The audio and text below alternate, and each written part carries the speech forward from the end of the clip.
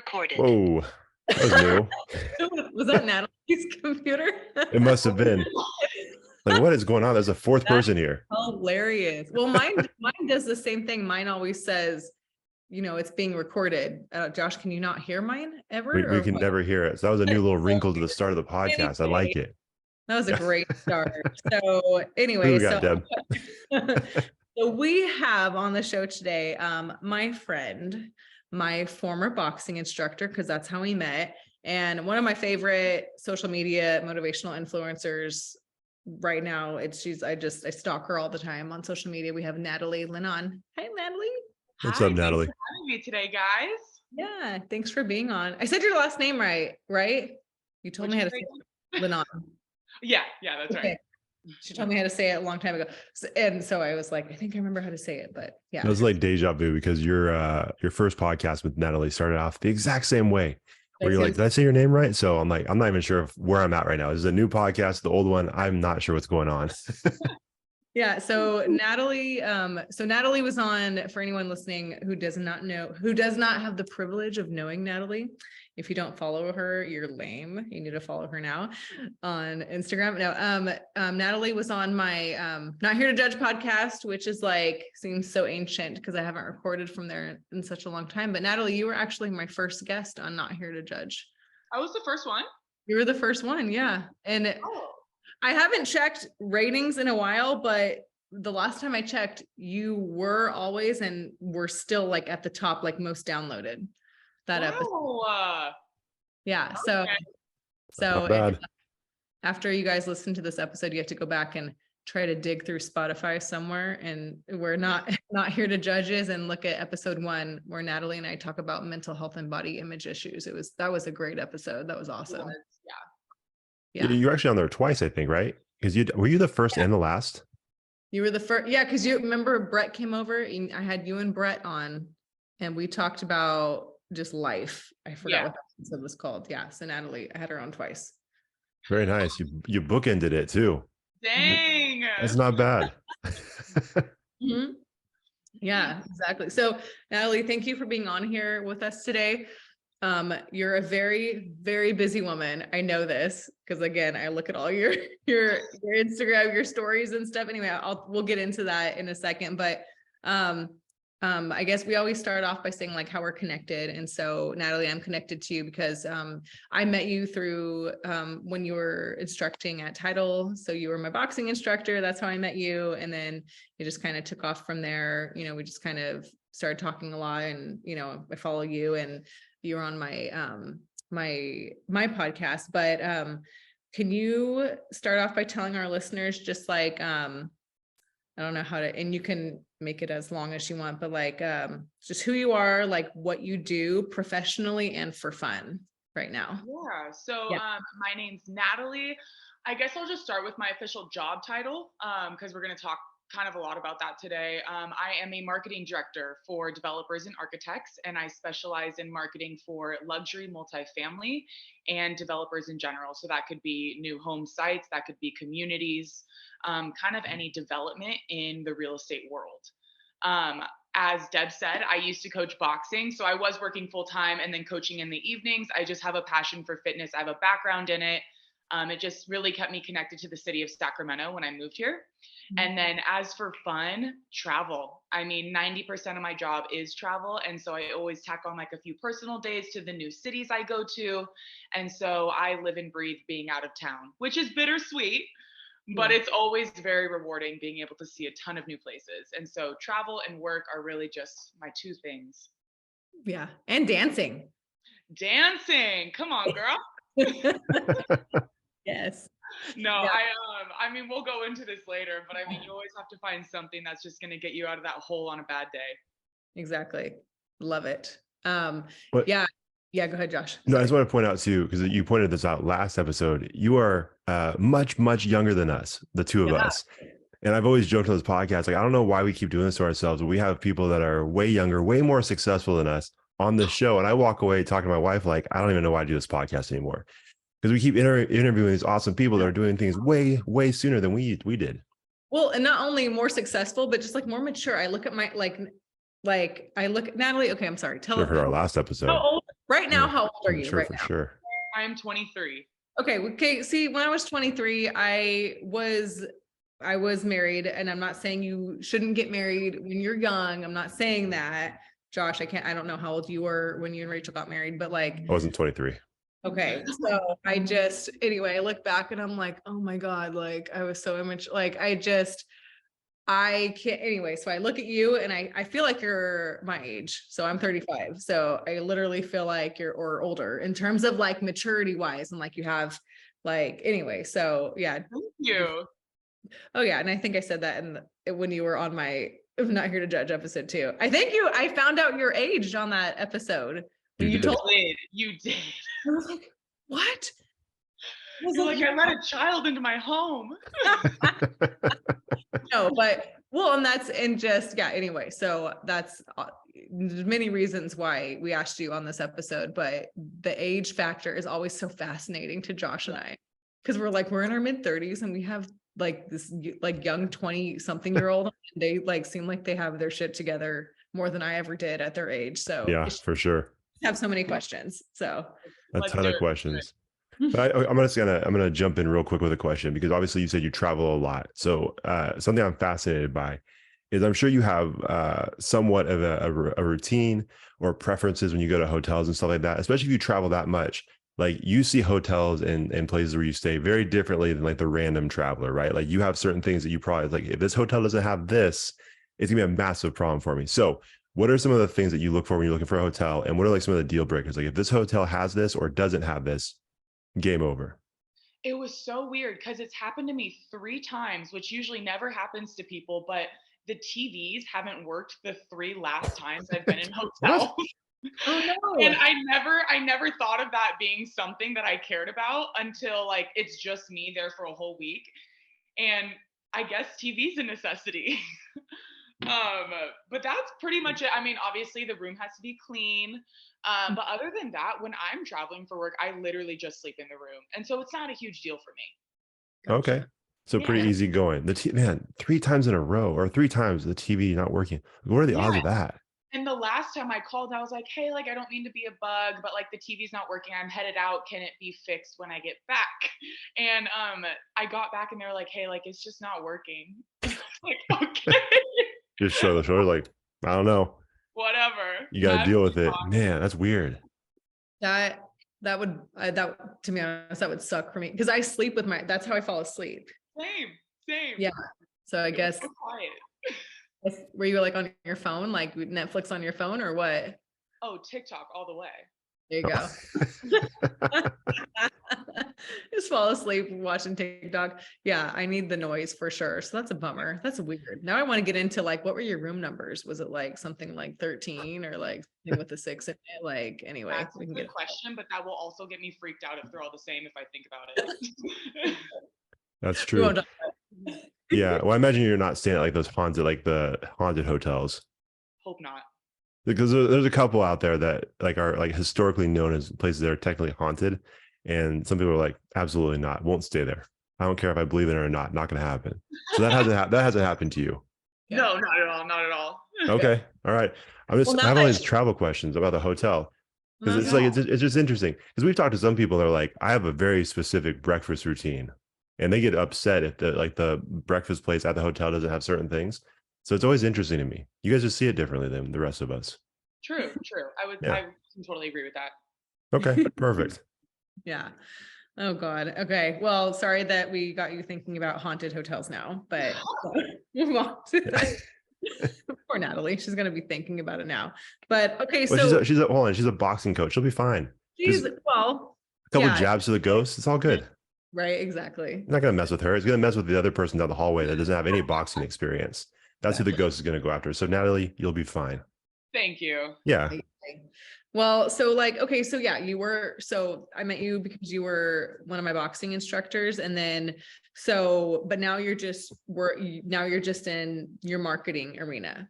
Yeah. Right. And so, I feel like I'd like just kind of watching you over like the past year, like you you have so many, like, it's exciting though. It's exciting to watch, like you have so many things and of course you're traveling and stuff. So your career is just kind of at least from what it looks like to me, and you can like, speak on it yourself, of course, but like, it seems like it's just like just kind of, it's just really exciting to watch, like kind of taken off. So like, how do you handle just the changes in like your work life and then balancing with like your social life, or like, how is that going for you?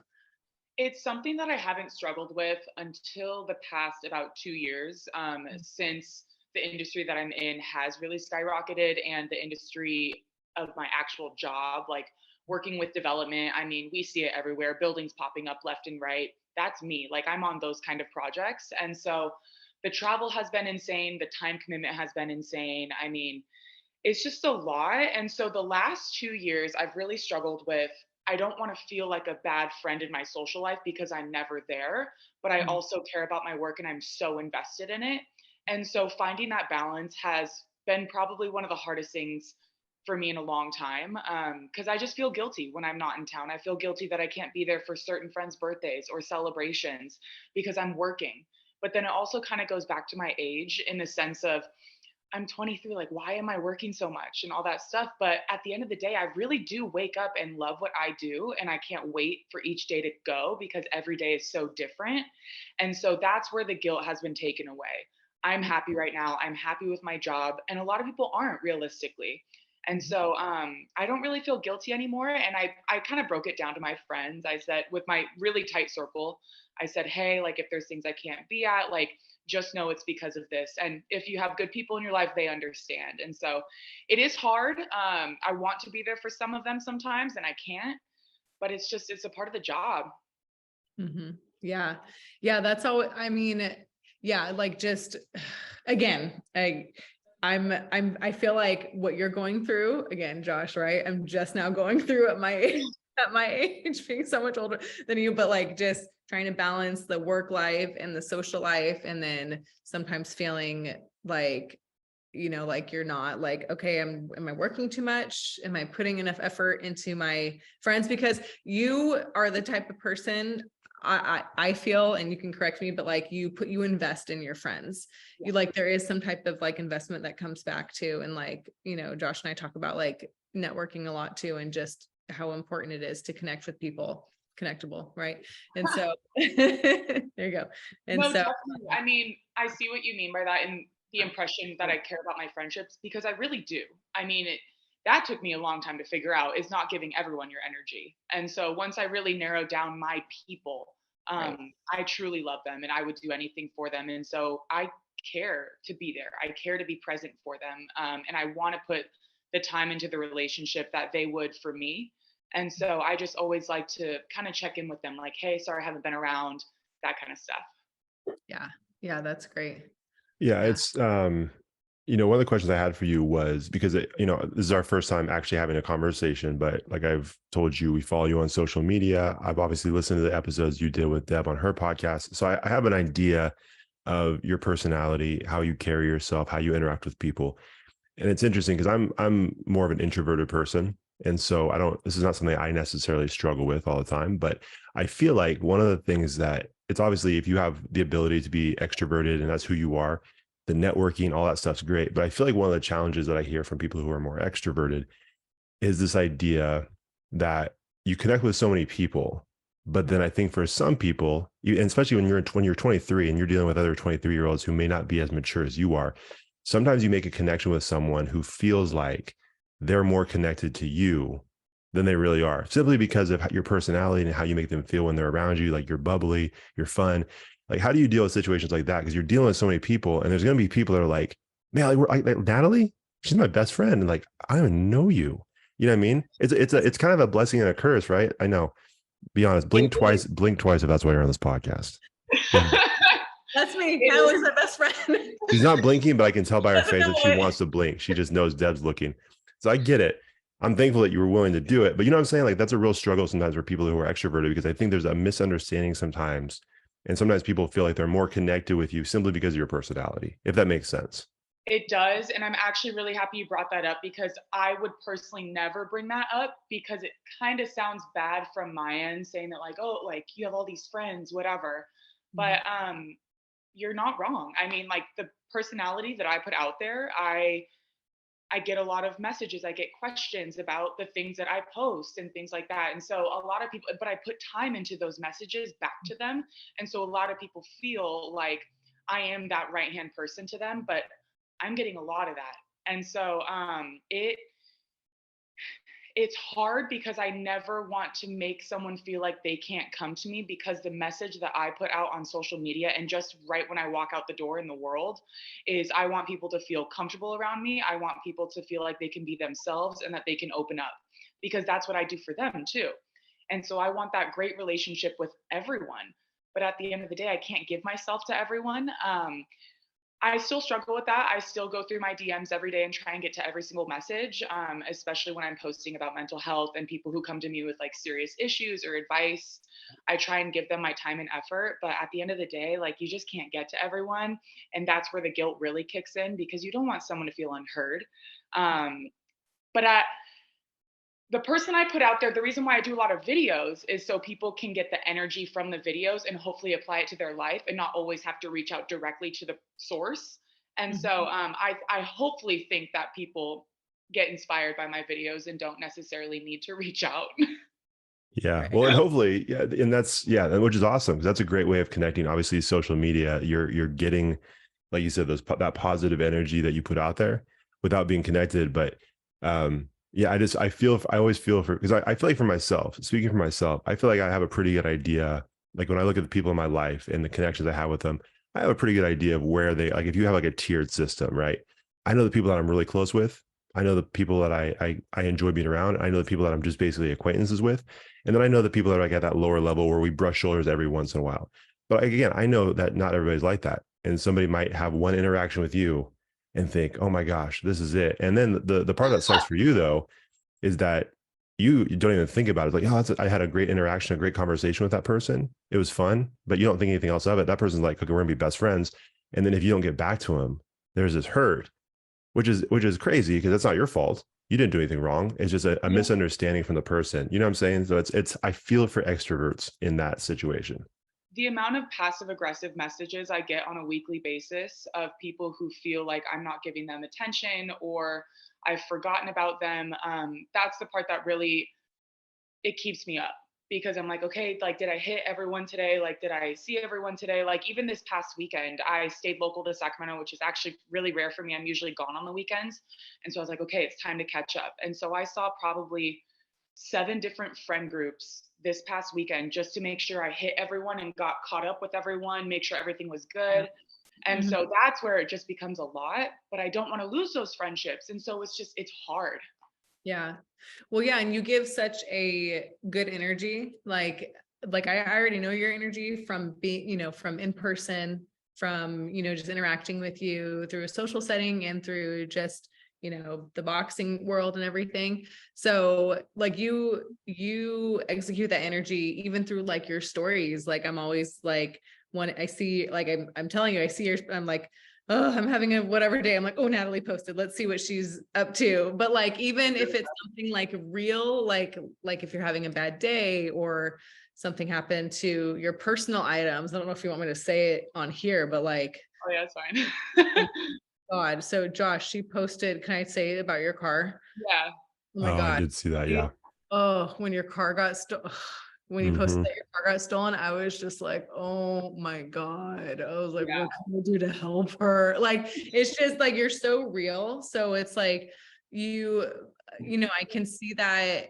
I totally understand what you mean by when you're like, I feel bad for not getting back to people. And if people are being passive aggressive, and there are friends out there, or maybe not even friends, maybe acquaintances that do that, believe that you should give them the same amount of attention and energy that you are just kind of, exuding to the world. They want it personally on them. And, and we all know that that's a projection, their issue, but it is hard because then you feel bad and you're like, because you are a genuinely good person and you want to just like make that's why you're so open and honest and vulnerable, I think, on your stories. And like, you become like, at least to me, this like social media influencer in terms of like, this is just what's happening right now. This is my real life and this is me. And I think it allows people to just feel like they can be themselves too. And like Josh said, then everyone kind of feels like they're your best friend, and then if they don't get back to you, it's a hard balance. That was one of my questions, actually. That was perfect that you guys just started. Josh asked that question, you started talking about that, about how do you handle the vulnerability on social media and the responses that you get or don't get, I guess, with all At that. the end of the day, all of this is boundaries. And that is something that I struggle with. I don't really know what boundaries are still, because then when I look at boundaries, I think, okay, a boundary is the people that you're going to give time to, and the people that you're going to say, okay, like I can't do it right now. Mhm. And I can't give my energy to that right now, but I hate that thought. I don't want anyone to ever feel like they're not being heard or just any of that negative stuff. And so boundaries is where I really struggle in this whole realm. Yeah, that's I had to read a whole book on boundaries one time. I'm sure there are several books out there, but a few years ago I finally made myself sit down and actually read a book about boundaries, because in one of my therapy sessions when I was going to therapy way back when, my therapist mentioned boundaries and I was talking to her about stuff, and I was like I knew I've heard of it, but I didn't really know what it was. And so I had to read a whole book on it. Oh, I get it. Some people aren't just not going to like me, and I'm just going to have to be whatever about it because I need to set these boundaries. And at the end of the day, it's about what's healthier for me, and they're going to have to get over it. It's just it's hard. But yeah, to this day, it's I don't feel like anyone has perfected boundaries for sure. It's super hard. It is. It really is, because then you're kind of saying, who do I care about and who don't I care about, in a very blunt way. Mhm. And so you never want to think about that. Right. Yeah. Yeah, Yeah. the passive aggressive thing. I'm stuck on that a little bit because that's one of my pet peeves, which I've talked about a lot on this podcast. And you said that keeps you up at night. That would put me to sleep so quickly. Passive Really? aggressive. Oh, it drives me nuts to the point where I don't know why we're doing this, especially if it's a grown person. I'm like, this seems silly. It's one of those things that drives me nuts more than anything. But you said you have 7 groups of friends. I have 7 friends. So it's very different. We're operating in different spaces here. But I was just looking at your social media. And I forgot which book I read this in, but it's interesting for you because, like Deb said, you are kind of in this influencer space, and you have a lot of followers, but you don't have a ridiculous amount of followers. You're kind of in that really difficult sweet spot where you don't have so many where you just can be I'm just going to shut off comments, but you don't have so few where you're seeing it's a lot of comments I'm sure you get all the time, but it's not so many where you can kind of ignore it. You are in that weird perfect spot that I can imagine would just drive you crazy for all these things that we're talking about. People can get to you, and a lot of people can get to you pretty quickly. And yeah, that would be. You're right. Yeah. It's a weird number. There's a certain range. It's you're in a tough spot. It's true, because I am in that spot where I should be interactive. And I kind of can be, because Right. I'm only at X amount, whatever. But so you get that portion of the personal people that in those messages, and then those strangers that come in. And so just try and get it all done, but it's still a lot. It's not. I mean, it's not a small following by any means. It's yeah. I wish I could remember what that range. It was between 5,000 and 20,000 is that perfect spot where you can still engage, but you have a lot of influence. But it's a tricky thing. It's a tricky thing. So I feel for you. I'm happy with my I don't know 400. I'm cool with that. Same. We could use some more on this podcast, but my personal, I'm good. Right. I love it. Well, and there's a reason, Natalie, why you have, that many followers. You're just very easy to engage with, and to converse with, in my personal opinion. And I saw your most recent post today about talking with your waitress and about the move and stuff. And so I just wanted to ask you about that, about how your you have a great way of just making connections with strangers, with anyone. But I liked that. Anyway, you can tell our listeners what the post was about, but because I like how she was talking about how she's just going to start over at her age, and she's like, whatever, there is no age to start over. Can you just briefly tell us about that interaction? Do you want me to talk about that interaction, or because I have those kind of interactions a lot? Do you want me to kind of talk about how those happen? Yes. Talk about how those happen. Yes. Yeah. So I'm in front of clients on a daily basis, and I'm very social with my friends as well. And so any moment I can be alone, I'm alone. And so like right when I walk through my doors, this is my space, this is my quiet. And so usually I'll go eat alone for dinner, breakfast, whatever it may be. And so usually anytime I go somewhere alone, I always sit at the bar, just in case I can talk to people next to me or talk to the waitress, whatever. And so in this case, this past Saturday, I had breakfast at a place in downtown Sac, and I sat at the bar, and the waitress was this middle-aged woman, and she was having a conversation with another customer. And I overheard her say that she was moving, whatever, and so he left. And so I was like, hey, like, what's your name? And so I got her name, and I was like, I heard that you're moving. Where are you going? And so we started conversation, and I kind of got a little bit deep with her. I was just like, hey, like, I just want to let you know, like, it's no stranger to us, but you're leaving at a very like not very conventional time in your life that a normal person would make a big move very drastically. And I said, why? And she told me her whole story. And then she goes on, she's just showing me all the books that she's read to stay positive about it and the podcasts that she's been listening to. And we had this really good conversation where she was telling me things that I would normally tell people. And so it was very refreshing that she was doing this mental health work in order to get her to the spot where she needs to be mentally. She's leaving Sacramento in her like mid 50s with kids here who are grown. She's going to a state where she doesn't know anybody, and she's starting this whole new life at like 50. And so it was inspiring to me in that kind of way, the age thing, because I feel like a lot of people feel like life stops once you have kids and a husband, or what life stops when you have like a job where you can pay your bills, but you're old enough to where like you should just stay there. And she was just like, no, like my kids are grown. I'm giving myself one last chance to take a risk. And that was extremely inspiring to me. Yeah, that's crazy. I just thought that was, touching on like how you just have conversations easily with people anywhere you go on your solo dates. Still, I think we talked about that on our mental health episode, but that was just crazy. That was a cool post and just one of your many posts that you usually do about just something inspirational or motivational, about how she's just like, yeah, I'm just going and I don't know what's going to happen, but I'm just going to do it. I don't really care how old I am. I'm just going to try. So yeah.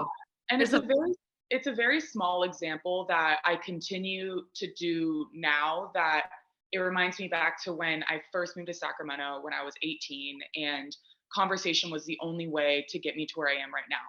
And so no matter how happy I am in the position I am, I'm not going to stop talking, because you seriously don't know who's sitting next to you. Yeah. Yeah. I love that. Yeah, no, it's a really good way of looking at it. I feel like we were talking to a couple of guys from a couple episodes ago from the Mindset podcast, and they said something very similar. They're talking about how, so many times you're around all these people all the time, people that you see every single day, and very rarely do people ask them questions. Or it's like, hey, I know you're in the finance world, but it's like a friend's parent or a friend's grandparent, and they just don't ask any questions. And there's really no reason not to, right? It's just, you just don't do it because you're afraid, or you're worried what they may think, or you're thinking that the worst, that they're not going to want to help you.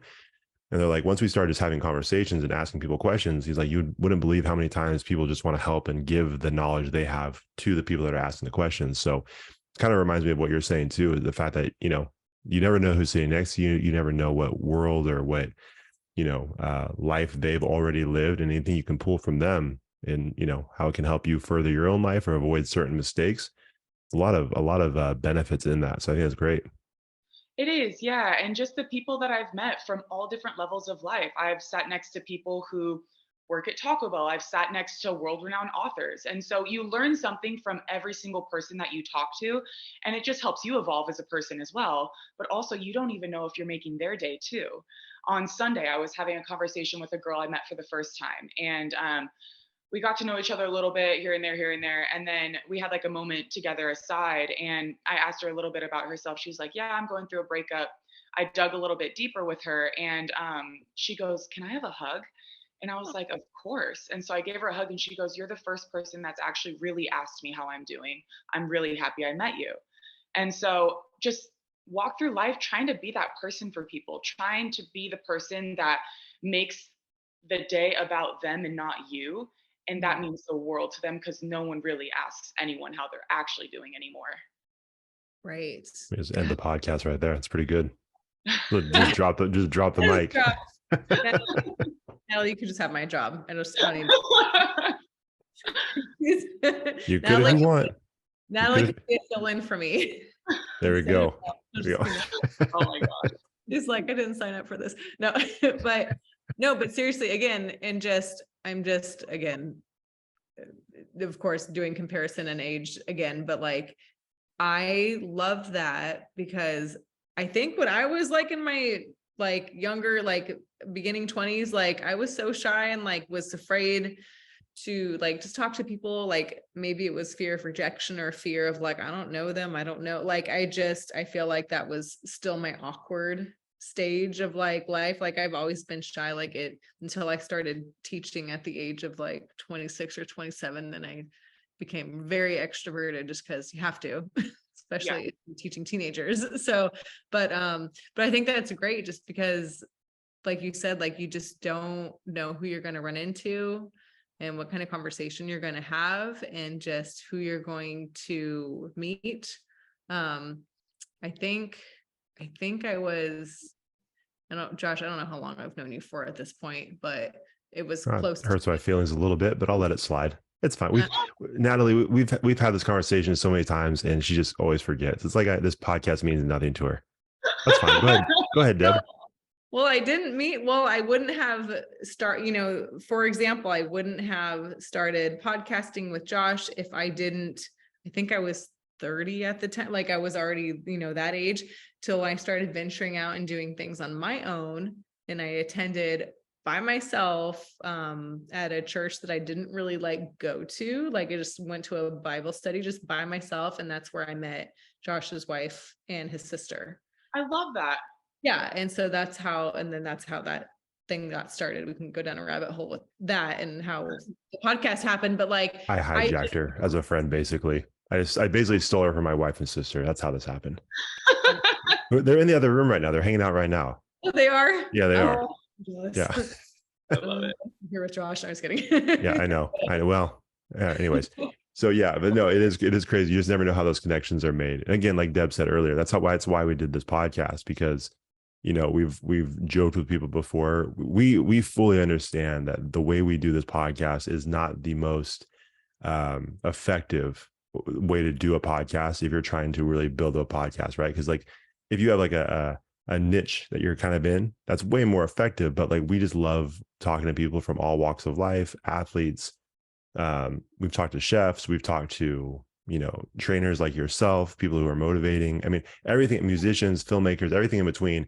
And we just enjoy doing it. So because of the connection piece, because of everything that you've said already. So yeah, it's cool hearing someone, especially someone at your age, have that mindset. That's huge. Especially when you're having connections with other people or having conversations with other people around your same age who may not have that same mindset. That's going to be huge for them. I kind of had to, though, because when I first moved to Sac, like I said, I was 18. So I moved out here 2 weeks after high school. And so I was very young and I was going to community college out here. And the agreement with my family at the time was, we'll take care of you as long as you're going to school. And a year went by and I sat down with them and I was just like, I can't do this. I was like, I sit in class itching to be out in the world, itching to talk to people. And I said, I'm actually really confident that if I stop school, I will do better outside of school. And so I got cut off and I was living in a different city. I didn't know anyone. I had no money. And so all I had was a personality. And that is exactly what I monetized off of. I sold myself. I didn't sell a product. I didn't sell anything. And I would just talk to people in front of me at Starbucks. I would talk to people next to me at a restaurant. And I just had no money. And so all I had to do was meet people. And that's really what got me here today. Yeah. That's awesome. That's incredible. And you make it sound so easy, Natalie. And I swear to God, some people are like, that's their biggest fear, right? It's just like being themselves and talking and just like, but like, I think that's so important. And of course, everyone's different, like extroverted, introverted, whatever. I'm not trying to shame anyone for not being extroverted or being able to talk to someone, but like, I think that's so great that like, you knew that about yourself. It's really kind of all I had, because I started working at a gym.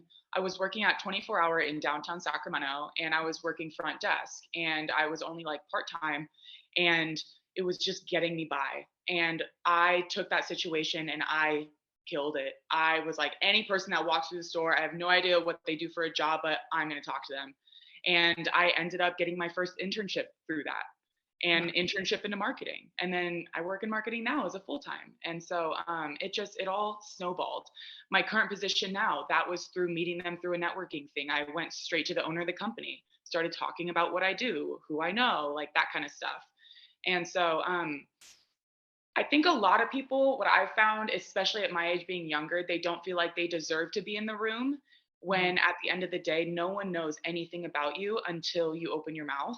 And so just make sure what comes out of your mouth is going to be worth saying. Yeah, that's a great point. Yeah, because I think sometimes, people just want to talk, and it's like at that point it becomes white noise, because they like to talk, but they don't really appreciate the moment that they're in, or the moment they've been given. And so I think that's really good advice, for someone's like, when you get the moment to speak, make sure you make it count, because you never know who's going to listen. And there was so many people where I would go to LinkedIn and I would just reach out to business owners or higher up people in the business of what I was looking at the time, and just say, hey, can I have a conversation with you? And I just ask people questions. I say, hey, like, I might be interested in your industry. I'm not sure. Can you just talk to me a little bit about your role and the pros and cons of what you do? And then you do that like 5 times a week. And at the end of the day, you're going to say, okay, like, I'm going to nail these out. I'm going to push these in. It makes sense. Yeah. Keep it simple. Again, yep. Makes it sound so easy. I'm just like, dude, Natalie, no, when I was your age, no, there's no way. Yeah. No, but like, I like what you said about how you said people your age don't feel like they deserve, we said it way better, but like deserve to be in the room, or like deserve to like just go out there and do it and just start, just trying to see what they can do. And it just starts with asking questions, and that's what you do. And that's how it sounds like that's how you started everything. You just start talking and asking questions. I mean, it's great. Yeah, I think a lot of people my age feel like they should know everything. And because there's a lot of pressure these days. The world is going really fast. You have like 17-year-olds making millions of dollars on social media. A lot of people want to feel like they know everything.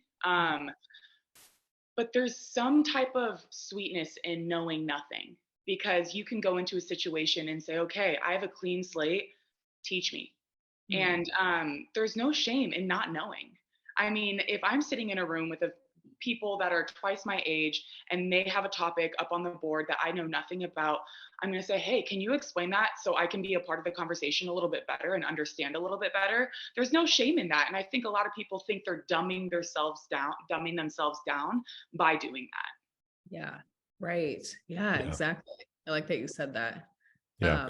Well, I imagine that's the same for you. Like if, when you were training, when you were doing the boxing training, right? Like I imagine there's a big difference between working with someone who's never done it before, who's basically a blank canvas, versus someone who is a boxer, right? And they come in with all these ideas and they want to question everything you're saying. It's like, oh my gosh, like what are we doing here? When they clearly know nothing, right? Like it seems like that would be in any arena that you're in. It seems like that would be true. You know what I mean? Like, just, you're right. Knowing nothing sometimes is the best thing for a person and their development. I like that. It is. It helps with the creativity, how you can put your stamp on something, how you can really make something your own, because you're coming in with just this first level knowledge. You take it, you mix it up with your own little pizzazz, and you give it back. There you go. Love it. So you're not training anymore, but what are you still in the boxing world? Are you still boxing at different places, or what kind of things do you do? Because like you said, fitness is a big part of your life. What are the typical things that you do throughout a week for fitness? I work out 5 days a week. I'm really big into weightlifting. I've always been a weightlifter. I like to run every once in a while. Deb is a way better runner than me. But you posted something saying, I just ran you posted something, I died. It was so funny. You said something, I just ran for the first time, and I forgot. It was like a mile. It was literally like a mile. Exactly. It was cute. It was funny. But no, I really love weightlifting. I found it to be one of the only outlets I can get tension out, stress wise. And so it's actually pretty necessary for my mental health to work out on a weekly basis. Okay. Now, I'm so just like, cause you travel so much and I'm in awe, seriously, about how much, like, I see that you're traveling. Again, I stalk you, so I know your whole life. So like, I see where you are. I don't even know why you came on this podcast. You could be in danger. That's what this is starting to sound like. If you want to cut this thing off, I get it. Because the more Deb talks about this, the more I'm concerned for you. Go ahead, Deb. Go ahead. No, it's fine. She's okay with it. So I see. Well, that's what a stalker would say, of course. You remember what I said earlier about like one person clearly sees this relationship differently than the other. Like we're seeing this lived out in front of us right now. So I just want to point that out. This is what I'm talking about. Go ahead, Deb. Except I'm not passive aggressive. So tell me how much Natalie loves you and wants to spend every waking moment with you. She's my best friend. We talk all the time. Poor Natalie. So no, you travel and then you're like always working out while you're traveling. And if I travel, yeah, like I'll be lucky if I eat like a salad, like something good. Like I just don't even, but it's become part of like your work lifestyle. So I imagine you're like, no, I just got to get it done. So do you just like do like a hotel gym stuff, or like, do you just find a place, or like, how do you stay on track while you're traveling? If I'm traveling, I actually like to go to the local, like, cool gyms that they have. Like, we have our go-tos here in SAC. So like when I was in Denver, I've never been to Rumble. It's like a boxing hit kind of class. And that was in downtown Denver. So I booked a class. And so it's like, it keeps it fun because you're doing something different, but you're also active and getting it done. So it never really feels like a chore when I'm traveling because it's actually, I'm seeing a cool place. That's awesome. So a lot of planning then, like, do you like research ahead of time, like what you're going to do and like where you're going to go? Like, I just feel like I would suck at that. I feel like I would like need someone to find it for me. Like I would not anyway. So like, how do you, I guess, tips for myself and anyone listening, how do you find that ahead of time? Anytime I travel, it's usually probably the hour before I go that I find the place. Oh, okay. I'll just like go on Instagram and look up the city in the tags and then just see like if there's a cool restaurant, I'll click on it, I'll go to dinner there. If there's a cool gym, click on it, go there. And so, yeah, just kind of like firsthand experience. If it fails, it fails. It's an experience anyway. Yeah. Very cool. But yeah, I feel like that mentality, it's just a perfect example of everything you've set up until this point where you could just go to the hotel gym. You could do your thing there. You could be a little bit, I mean, usually there aren't that many people at the hotel gym, right? So you could be isolated, just do your thing there. But you make the decision to go to a place that has a culture. It has a certain, energy there. It has people there that you can connect with. And I'm sure you walk away, like, even if you just go for like a short trip, you go to this gym, like you go to Rumble, I'm sure you walk away with a couple extra followers, a couple of phone numbers of people that you meet along the way. So I think it's cool hearing you say that because it's like you said, or like I said, it's something that you're just living out and doing everywhere you go, everything you've set up until this point. Yeah, and another example of that, non-fitness related, but same kind of realm. When I was in Denver, example, I went to this it's like an indoor market where they have a ton of vendors just under one space. And I was sitting at one of the bars just working, and my waitress, she was really quiet and it was killing me. I wanted to get it out of her. And so I started talking to her, asking her a ton of questions, and she finally started to open up a little bit to me. And I was like, hey, well, I'm in Denver for a few days. Can you recommend a few spots? And she did. And she was like, yeah, this one I've never been to, but it looks really cool. You should go. And I was like, well, what time are you off? And she was like, oh, I'm off in 45 minutes. I said, okay, go home, change, eat. I'll meet you there. And so she ended up coming. She brought her boyfriend, and they took me to over 5 different places in downtown Denver that night. We ran around the city together. Wow. And spent the whole evening together. And it was the best experience. That is awesome. That's awesome. That's pretty cool. I love that. Yeah, because you're traveling a lot by yourself for work, right? So you're just by yourself on this. I just think that's such a cool thing to see, and hopefully inspires people to do something similar if they like to travel alone, or if they travel alone for the first time and they're like, what do I do? How do I whatever? So I think that is awesome. Just kind of impromptu things. And that sounds so fun too. It was. She was a great girl. She showed me some really cool spots I've never seen in downtown, and her boyfriend was a great time too. And so we just had our little trio pack that night. That's so fun. That's Yeah. very cool. That's very cool. Friend, friend for an evening. Friends for an evening. So that's I love Exactly. that. Yeah. That's not a bad business idea, right? You probably get into some murky territory there. Never mind. You know what I mean? Like it probably could go south very quickly if the market, but you're a marketing person, so you could clear that up. But um anyways, so one of the things Deb mentioned earlier, and I know Deb had texted me earlier about you as well, was the dancing thing. So obviously she associates you with dancing. Like, where does that come from? Like, do you just dance all the time, or did you do it at some point? Like, where's the passion for dance come from? That's a good question. I would say just from my upbringing, my parents are replicas of me. And so from day one, I've always been like this person to not really be afraid to do stuff, just because they've shown that to me and my sister my whole life. They got us traveling from a really young age. They showed us poverty from a really young age to really appreciate life and what we have. And so I'm really grateful for that. But also, like the dancing aspect just comes in with like the extrovertedness. Okay. My parents and I, anytime we're together, if music's on, we're dancing. My dad was the first person to show me how to get up on a table and dance. And but like not in like a weird way. Hey, no judgment here. It's all good. um, and so my parents were always dancing together. And so whenever I feel sad or whatever in my apartment, like I throw on a good song and it immediately changed my mood once I start moving. And it kind of just shows you like the simple things that can really make you happy that don't cost anything. And that's one of them for me. I love it. What's the go-to song? If you're in a bad mood, if you had a rough day, what's the go-to song? Anything Pitbull, literally anything Okay. Pitbull. Mr. Worldwide. All right. Oh, Mr. Worldwide. Love it. Oh my gosh, I almost went as him for Halloween one year with a bald cap and everything. That would have been up. awesome. I can totally see that. I'm not gonna lie, I wasn't expecting Pitbull to make his way into the conversation, but good for you. That's awesome. Oh my gosh.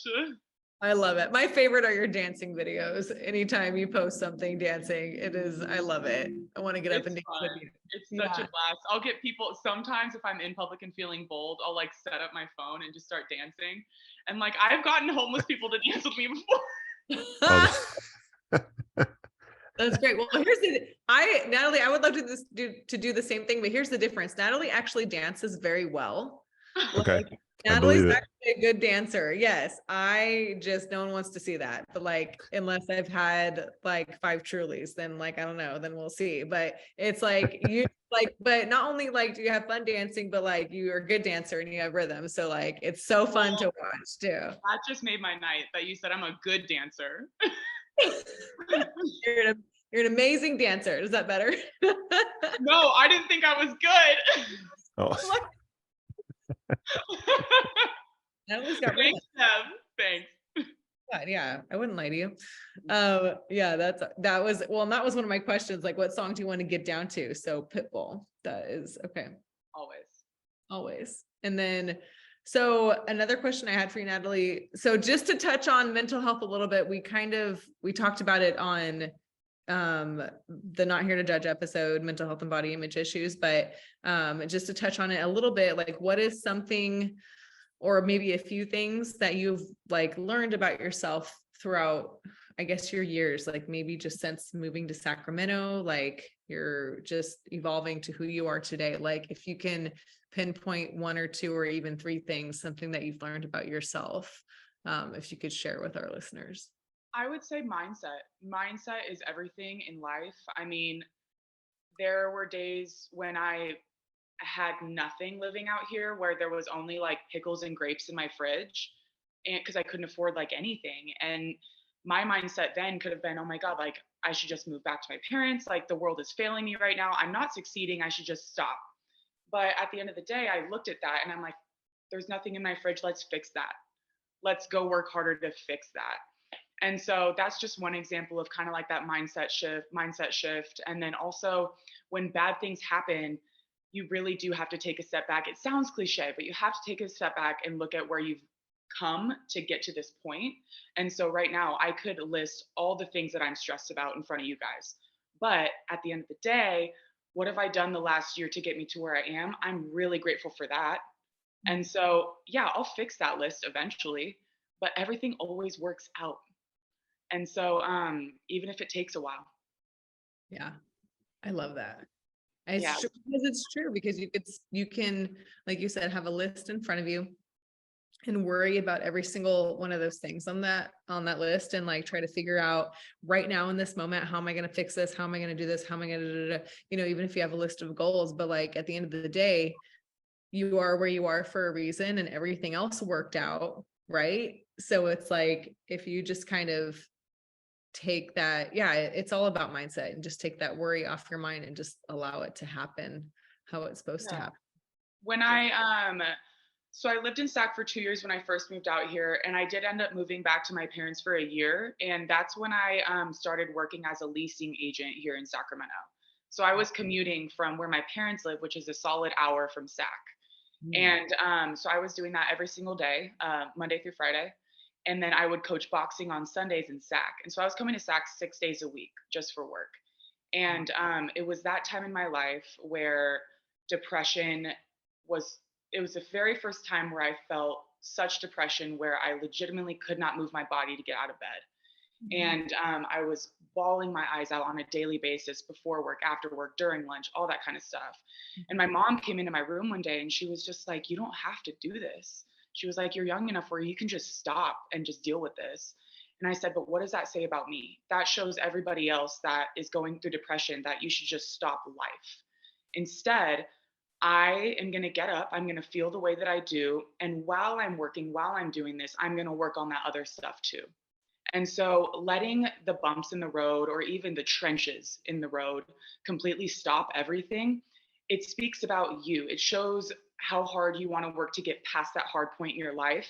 And so anytime in this day and age in my life where I think I should seriously just sell everything and move to Hawaii, I'm like, okay, but I still think back to those days where I'm bawling my eyes out at 5 a.m., not trying to do an hour drive to Sac, being this young for a job I hated, to just give up.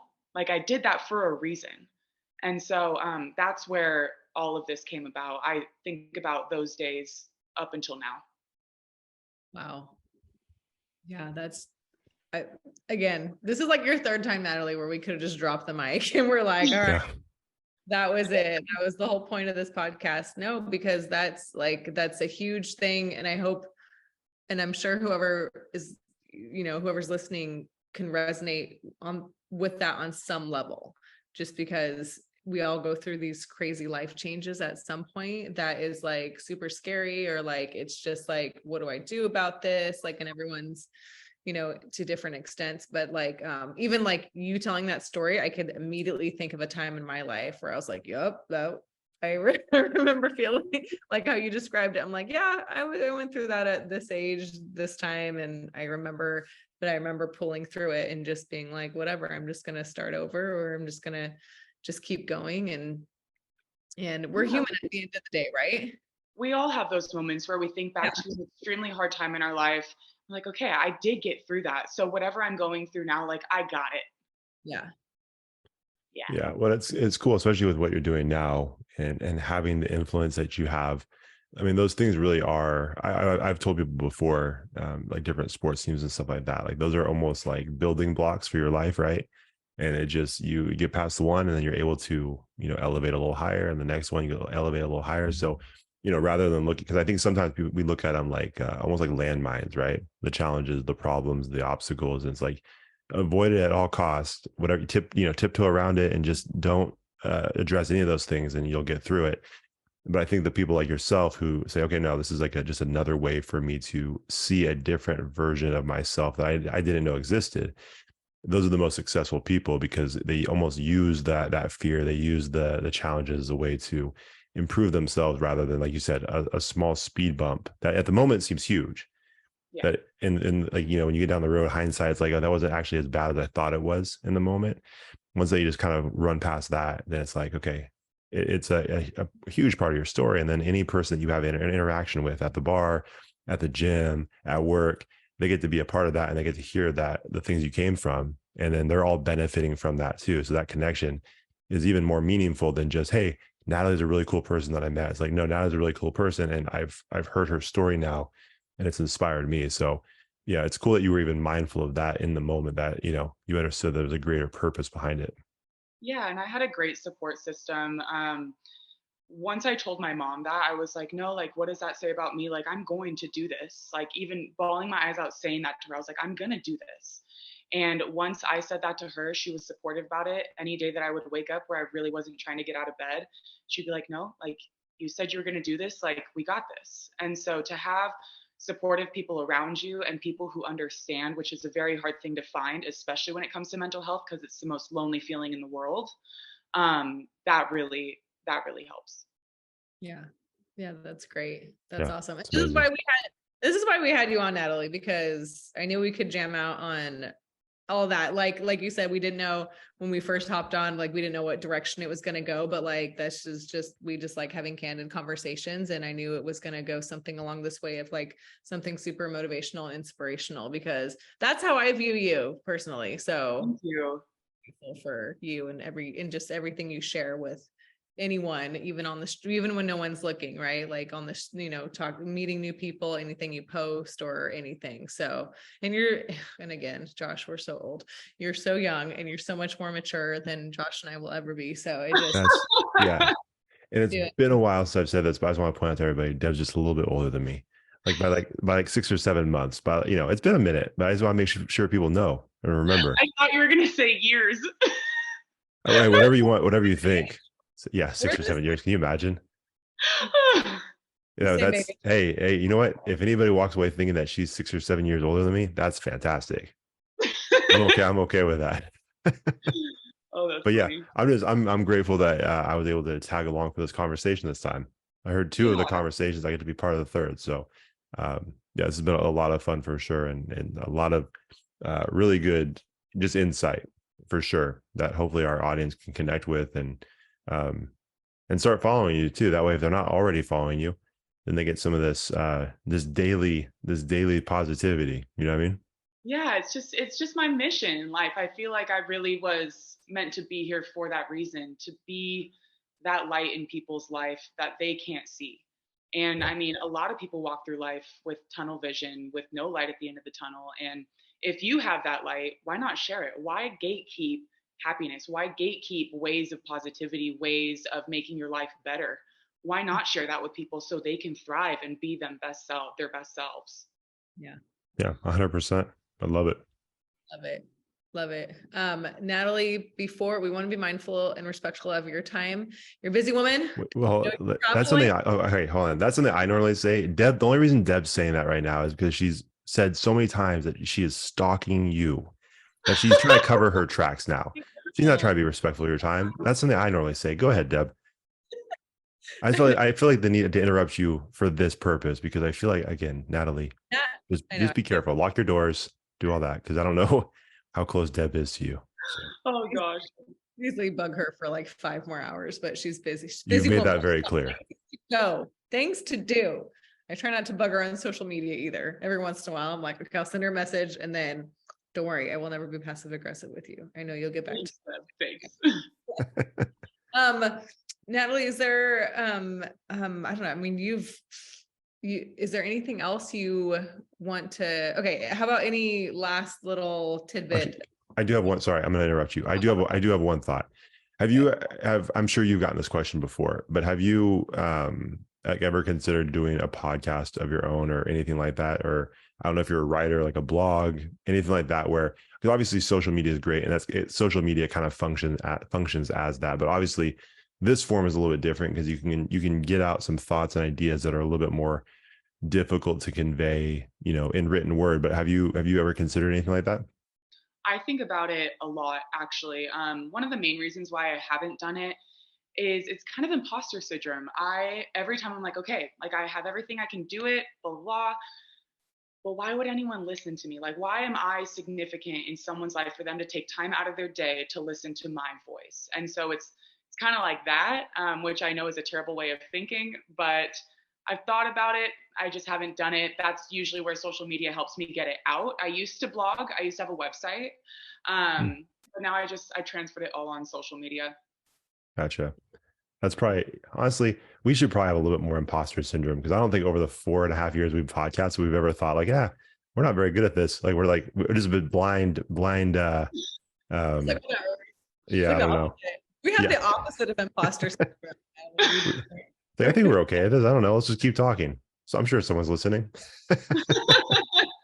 No, But no, I imagine that people would be very interested if you did your own podcast. I don't think you have to worry. Coming from me, who I don't know you very well at all, I don't think you have to worry about the imposter syndrome, because it seems like everything that you do and say matches up. And I've always said, people who have that type A personality, who are extroverted, I think the most important thing for them is to make sure that their life, the way they live, matches up with the words they say. Because like, it's easy to say all these crazy things and be out there in front of people and do this and that, but like really what it comes down to is, it's like, are they actually living out the things that they're saying? And it seems like you're that kind of person. So I think if you did a podcast, I think it would probably be really successful. Thanks so much. That really helped me.